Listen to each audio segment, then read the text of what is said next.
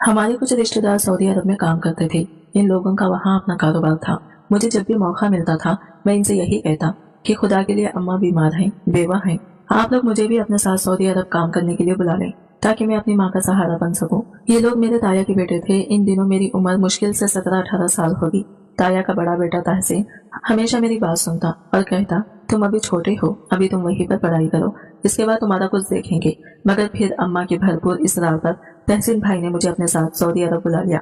कहने लगे, यहाँ तुम्हें हर किस्म का काम करना पड़ेगा।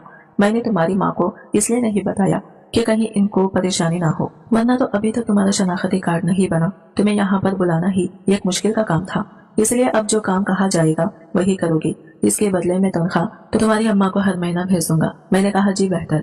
फिर कुछ सोचकर बोले, मैं तुम्हें एक आदमी के घर भेजूंगा, इसकी 4 बीवियां हैं, बल्कि 5 हैं। वो कुछ मजीद सोच कर बोले थे, इन 5 बीवियों के काम के लिए इसे एक छोटे लड़के की जरूरत है जो बालिग ना हो। मैं समझ सकता हूँ तुम्हारी उम्र और तुम्हारा खदकाट ऐसा है कि तुम्हें वो आराम से रख लेगा, अच्छे पैसे भी देगा। औरत को ये लोग घर में काम करने के लिए नहीं रखते, वरना ये किसी लड़की को रख लेता। छोटे लड़के यहाँ काम करते नहीं हैं और पाकिस्तान से भी तुम्हारी उम्र का कोई नहीं आता। तुम बहुत कम लोगों में से हो जो इतनी कम उम्र में परदेश आ गए हो। मैं अपने कजिन की बात सुनकर बहुत खुश हुआ। मैंने कहा, बस जैसा आप कहेंगे मैं वैसा ही करूंगा। फिर तहसीन भाई ने मुझे कहा, इस आदमी की 5 बीवियां हैं, लेकिन वहाँ पर तुम्हें कुछ एहतियातें करना होगी। मसलन ये कि वहाँ तुम ये नहीं कहोगे कि तुम पाकिस्तान से हो, ना ही तुम उर्दू बोलोगे। मैं हैरान हो गया और परेशान भी। उर्दू नहीं बोलूंगा तो क्या बोलूंगा, मुझे तो नहीं आती अरबी। कहने लगे, इन लोगों को कौन सा ही पता चलता है, अंग्रेजी से बिल्कुल बहरा है। उल्टी सीधी अंग्रेजी बोल देना, ये जाहिर करके कि तुम किसी अंग्रेज मुल्क के पसमानदा गांव से हो। खबरदार जो तुमने पाकिस्तान का नाम लिया या पाकिस्तान का नाम लेकर भी लो तो ये जाहिर करना कि तुम्हें उर्दू नहीं आती। मैं ये बातें सुनकर और हैरान था। मैंने कहा, ठीक है, आखिर इसमें क्या हिकमत थी, ये तो मुझे बाद में पता चली। फिलहाल मुझे तहसीन भाई ने मुख्तसर सामान के साथ शेख जलील के घर भेज दिया था। शेख जलील का घर बहुत ही बड़ा था। मैं इस घर को बाहर से देखकर ही हैरान रह गया था। इस घर के तकरीबन 14-15 के करीब कमरे होंगे। 2 मंजिल घर था। ऊपर वाली मंजिल बहुत खूबसूरत थी, जबकि नीचे वाली मंजिल पर अंधेरा सा छाया हुआ था। तहसीन भाई कहने लगे, मैंने भी इस आदमी के घर में काम किया है, पर इसने मुझे किसी वजह से निकाल दिया था। मैं यहाँ सिर्फ और सिर्फ मैनेजर का काम करता था।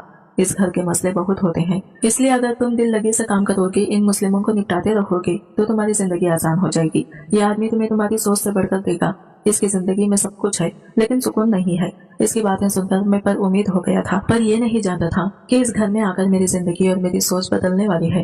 खैर, तहसीन भाई ने मुझे इस आदमी से भी मिलवाया था। शेख जलील निहायत खुश इखलाक किस्म का आदमी था, पर इसके चेहरे पर एक अजीब दर्द था। इसे देखकर लगता जैसे वो जमाने भर का सताया हुआ हो। इसकी आंखों में वीरानी सी थी। मैं हैरान थी। जलील भाई के बारे में तो मुझे मेरी तहसीन भाई ने यह बताया था कि इनकी 5 बीवियां हैं। 5 बीवियों के होते हुए कोई आदमी कैसे नाखुश हो सकता है, ये बात मेरी समझ से बाहर थी। बहरहाल मैंने तहसीन भाई को खुदा हाफिज कहा। वो मुझे यहाँ छोड़कर अपने बंदे के साथ वापस चले गए थे। इनके जाने के बाद अरबी आदमी ने मुझे दिल पर हाथ रखकर सलाम किया और एक लड़के की तरफ इशारा किया जो कि इसी कमरे में खड़ा था। इस लड़के से कहा कि इसे बाहर ले जाओ।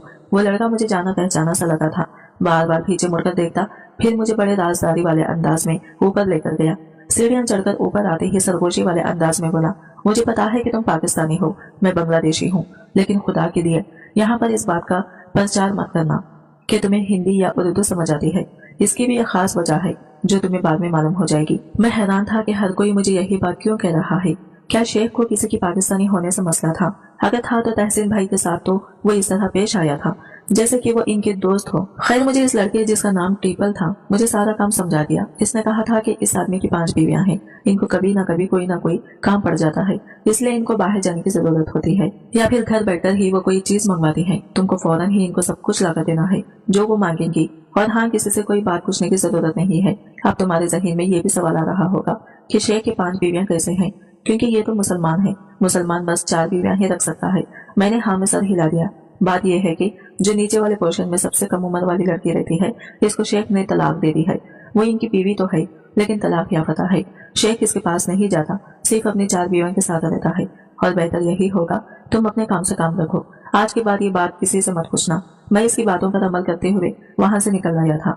अब सवाल तो ये था कि मैं सारा दिन बस इनकी बीवियों के हुक्म का इंतजार करता रहूं, बदले में मुझे तनख्वाह कितना मिलना था। ये सारी बातें जहन में गर्दिश कर रही थी। तभी मुझे अंदर से किसी औरत के चीखने की आवाज आई। मैं बाहर बैठा था। अंदर औरत की चीखने की आवाज सुनकर कमरे की तरफ दौड़ पड़ा था। मैंने देखा अंदर एक औरत बुरी तरह चीजें तोड़ फोड़ रही थी। वो जवान लगती थी। इसकी उम्र मुश्किल से 27 या 28 साल होगी, जबकि वही शेख जो थोड़ी देर पहले मुझे कमरे में हिदायत देकर गया था, वो इसे चुप करवाने की कोशिश कर रहा था। लड़की बुरी तरह रो रही थी, जबकि वो अरबी आदमी बड़ी ही फिक्रमंदी में इसे चुप करवाता तो कभी नीचे बैठता, कहता कि मेरी बात तो सुनो। इसके अंदाज से ऐसा लग रहा था, लेकिन वो लड़की कोई बात सुनने के मूड में नहीं थी। मैं डर गया कि कहीं अरबी की बातें छुपकर सुनने से मुझे ये नौकरी से ना निकाल दे। फौरन ही वहां से वापस आकर अपनी जगह बैठ गया। 2 मिनट गुजरे होंगे, खटक से दरवाजा खुला। वो औरत अपनी चीजें समेटती हुई वहां से बाहर जाने लगी। अरबी इसके पीछे पीछे दौड़ा। मैंने अपनी नजरें झुका ली थी, पर इस लड़के ने इस आदमी की कोई बात नहीं सुनी और वहां से भागती हुई चली गई। इसकी आंखों से आंसू बह रहे थे। लगता था कि वो बहुत बड़े खरब में मुब्तला है। वो अरबी जो कि इसे पहले रोकने की कोशिश कर रहा था, उसके जाने के बाद फूट फूट कर रोने लगा और कहने लगा, या अल्लाह माफी। मुझे इसकी बातों से इतना समझ आ गया था कि वो बहुत शर्मिंदा है अपनी किसी हरकत से और उसे दोहराना भी नहीं चाहता था, मगर लाशौरी तौर पर वो ऐसा ही करता होगा। तभी तो अपनी बीवी से माफी मांग रहा था। बहरहाल मैं चुप रहा था। मैं अपने नए हुक्म का मुंतजिर था कि वो मेरे पास आया और मुझसे कुछ अजीब और करीब से अंदाज में बातें करने लगा। मैं इसकी बात समझ नहीं पाया। सभी इसने एक लड़के को आवाज दी। ये वही लड़का था जिसने मुझे इस अरबी के बारे में मुख्तसर मालूमात दी थी। वो पास आ गया। इसने अरबी से कोई बात कही। अरबी ने इसे कुछ समझाया और फिर इस लड़के ने मुझे जो कुछ बताया वो तो मेरी जिंदगी बदलने वाला था। मैं ये सुनकर हैरान रह गया कि वो अरबी मुझसे ये कह रहा था कि तुम मेरी एक बीवी से शादी कर लो। मुझे लगा जैसे कि वो मुझे आजमा रहा हो ताकि मैं इसका वफादार हूँ या नहीं, ये साबित हो सके। मैंने इस लड़के से कहा कि मैं शेख की बीवियों की बहुत इज्जत करता हूँ, ऐसा सोच भी नहीं सकता। अगर मुझसे कोई गलती हुई है तो मुझे माफ कर दे। मेरी बात सुनकर शेख समझ गया कि मैं इसकी इस पेशगी से खौफजदा हो गया हूँ। कहने लगा कि तुम डरो नहीं, मैं तुम्हें ये सब कुछ आजमाने के लिए नहीं कह रहा, बल्कि अपनी बीवी से तुम्हारी शादी करवाना चाहता हूँ, मतलब निकाह करवाना चाहता हूँ। वो अरबी बहुत परेशान लग रहा था। इसकी बातों से भी महसूस होता था जैसे वो किसी गहरी सोच में गुम है। खैर, मैंने जाकर ये बात अपने तहसीन भाई को बता दी। तहसीन भाई भी इसी घर में आ गए थे। अरबी ने इनको भी बहुत बातें समझाई थी। तहसीन भाई मुतमईन हो गए। कहने लगे कि तुम्हारे लिए ये जिंदगी का सबसे अच्छा मौका होगा। तुम शेख की इस छोटी बीवी से शादी कर लो जिसने शेख से तलाक ले ली है या फिर इसको दे दी है। इसके बाद वो तुमको बताएंगे कि आगे क्या करना है। मैं तो इस घर में कठपुतली सा था। मैंने कहा जैसा मेरे मालिक का हुक्म होगा मैं वैसा ही करूंगा। यूं मेरे निकाह की तारीख मुकर्रर कर दी गई थी। तारीख क्या थी? परसों मेरा निकाह होना करार पाया था, जबकि वो लड़की पाकिस्तानी थी। इसका नाम सबा था। ये मालूमात मुझ तक आ चुकी थी। मैं ये नहीं समझ पाया था कि आखिर सबा के साथ शादी करने का मुझे क्यों कहा जा रहा है, जबकि ये शेख की वो बीवी है जिसको वो तलाक दे चुका है। मुझसे दोबारा शादी करवा के शायद वो अपनी बीवी के लिए अदाला करना चाहता होगा। बहरहाल परसों का दिन तो आना ही था। मेरा निकाह सबा के साथ पढ़ा दिया गया। सबा ने रोते रोते निकाह के लिए हाँ कही थी और निकाह होते ही मुझे और सबा को एक अलग कमरे में भेज दिया गया था। ये कमरा अच्छी तरह सजाया गया था। इसमें रेशम के बिस्तर थे और नरम गरम ऐसे बिस्तर जो मैंने कभी देखे ही नहीं थे। मखमली पर्दे। इन पर्दों को देखकर इस घर की इमारत का अंदाजा होता था। मैं चुपचाप बैठा वो पर्दे और कमरा ही देख रहा था कि सबा रोती हुई मेरे पास आई और बोली, अब तुम भी मुझे तलाक दे दोगी। ये बात मुझे मालूम है क्योंकि मेरे नसीब में बस तलाकें ही लिखी हैं। मैं इसको दुदू बोलता देखकर हैरान नहीं था क्योंकि पहले ही जान चुका था कि वो एक पाकिस्तानी है। वो मुझसे मुख्तलिफ बातें करने लगी, मगर इसके चेहरे पर दरअसल साफ लिखा था, तुम कौन हो, यहाँ कैसे आई हो और क्या तुम जानती हो कि तुम्हारी शादी मेरे साथ क्यों करवाई गई है। मेरी यह बात सुनकर सबा मजीद रोने लगी। अच्छा रो तो नहीं। मैंने इसका हाथ थाम लिया। वैसे भी अब तो तुम्हारा मेरे साथ निकाह हो गया है। अगर तुम दुखी हो तो तुम मेरे साथ बहुत खुश रहोगी। मैं ये ख्याल रखने वाला अच्छा और माकूल इंसान हूँ। मेरी बात सुनकर वो फीकी से मुस्कुराहट के साथ गिरी और बोली, तुम्हारे साथ मेरा निकाह आरज़ी है। तुम तो बड़े ही मासूम और सीधे साधे लड़के हो। तुम ये नहीं जानते कि तुम्हारा निकाह मुझसे करवाया क्यों गया है। तुम फिलहाल इस शादी की खुशी में खुश हो। तुम ये नहीं जानते कि मेरी ये क्या कहानी है। मेरी उम्र देखो, मुझ पर गुजरे दर्द को देखो, तो तुम खुद ही जान जाओगे कि मैं जो कह रही हूँ बिल्कुल सही कहती हूँ। ये कहकर वो दोबारा रोने लगी। तुम मुझे अपनी पूरी बात बताओ, फिर मैं मसाइल का कोई ना कोई हल निकालने की कोशिश जरूर कर लूंगा। तुम देख लेना, तुम्हें मैं मायूस नहीं रखूंगा। तुम अगर इतनी ही दुखी हो, इसका कोई ना कोई हल तो अल्लाह ने रखा होगा।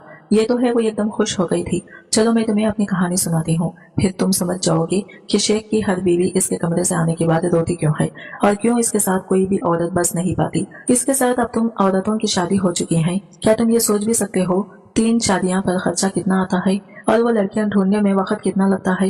यह कहकर वो हंसने लगी। हाँ, बहुत ज्यादा वक्त लगा है इसे और अब इबरत आई है। अब ये सबक सीख गया है कि इसे क्या करना है, इसलिए तो इसने तुम्हारी शादी मुझसे करवाई है। तुम पहले मत भिजवाओ, मुझे पूरी बात बताओ मैंने बेजारी से कहा। मेरी उम्र इन दिनों सिर्फ और सिर्फ 13 साल थी जब मैं अपने स्कूल के सबसे होनहार तालिबा हुआ करती थी। मेरे लिए जिंदगी बहुत खूबसूरत थी, पर मैं ये नहीं जानती थी जिंदगी का यह हसीन ख्वाब बहुत जल्द ही खत्म होने वाला है। इन दिनों हमारे स्कूल में फंक्शन हो रहे थे। मुझ जैसे ये काम गरीब मजदूर की बेटी को हिस्सा लेने का मौका मिला तो मैंने अपनी भरपूर कारकर्दगी दिखाई और लोगों को मुतासिर कर दिया। मैं बहुत खुश शक्ल थी। हम लोग एक बड़े तकरीब में गए थे जहां मैंने डांस पेश किया। इस डांस ने मुझे बहुत माहौल बना दिया था। काफी सारे लोग मुझे जानने और पहचानने लगे थे। मैं बेपनाह हसीन थी कि जो भी देखता बस देखता ही रह जाता। प्रिंसिपल ने भी जब मेरा ये सीक्रेट देखा तो उन्होंने मुझे अपने स्कूल के सबसे टॉप बच्चों में रख लिया। अब जब भी कोई तस्वीर खिंचवाना होती मैं ही आगे जाती थी। मेरी तस्वीरें स्कूल के मैगजीन पर छपती, मैं अखबारों में आने लगी थी, पर मैं ये नहीं जानती थी मेरी शोहरत एक दिन मेरी खातिल बन जाएगी। मैं अपने घर में थी जब एक दिन अब्बा के पास एक आदमी आया। इसके पास 2 औरतें भी थी। कहने लगे कि हम आपकी बेटी का इंटरव्यू करने आए हैं, साथ ही एक पेशकश भी दे रहे हैं। अब्बा मेरे मजदूर और लालची आदमी थे। लालची नहीं कहूँ, ये कहूँ कि हालात के सताए हुए थे। जब अब्बा ने इन लोगों की इतनी बड़ी पेशकश सुनी, इनका मुंह भी खुले का खुला रह गया।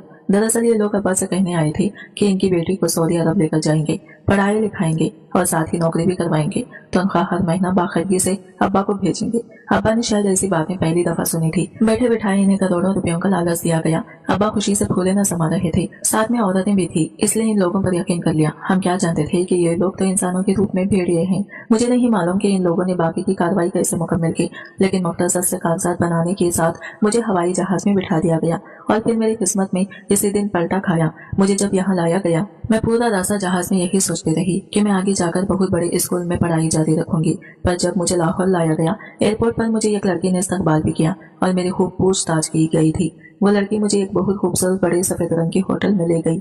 इसके बाहर अरबी में कुछ लिखा हुआ था। मैं नहीं समझ पाई थी कि ये क्या है। वो लड़की मुझे ऐसे होटल में ले गई जहाँ पर माहौल बहुत ही अजीब था। खूबसूरती, रंग रोशनियां और लड़कियां मुख्तसर कपड़े पहन रखे थे। खुदा जाने ये कौन सा सऊदी अरब था। हमने तो यही सुन रखा था कि वो अल्लाह की पाक सरजमीन है। वहाँ पर ऐसा कुछ नहीं जैसा हमारे मुल्क में होता है। पर मैं ये देखकर तो हैरान थी कि यहाँ अय्याशी का एक भरपूर अड्डा मौजूद था, लेकिन मुख्तसर कपड़े पहन रखे थे। मैं सोचने लगी कि मुझे यहाँ क्यों लाया गया है।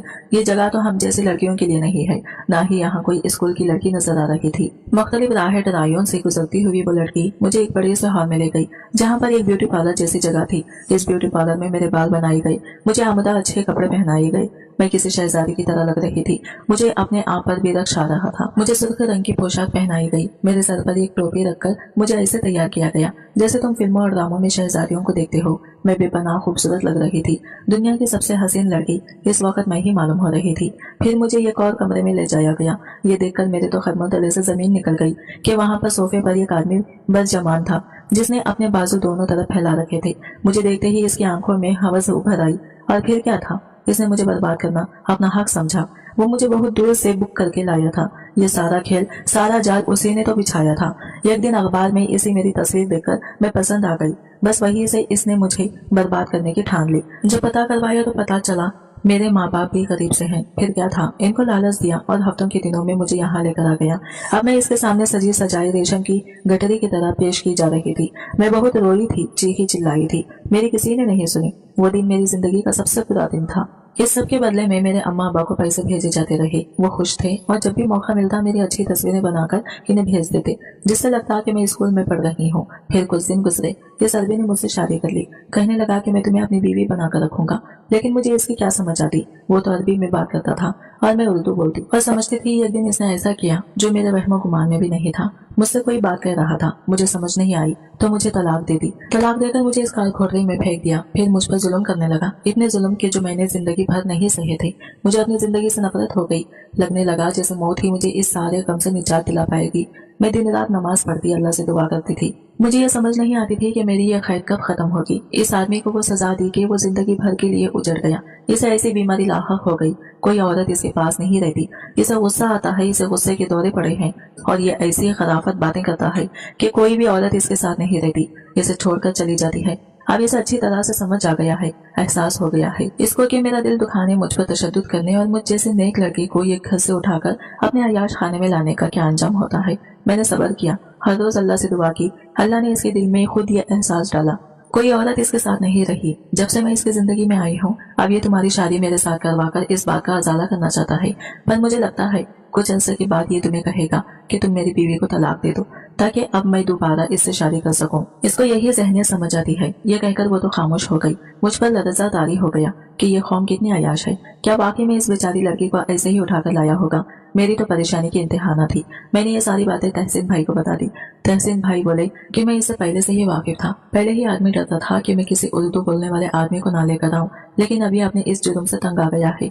लड़की बहुत नेक है, तुम इसे नहीं जानते। इसने जिंदगी में कोई नमाज खजा नहीं की हुई।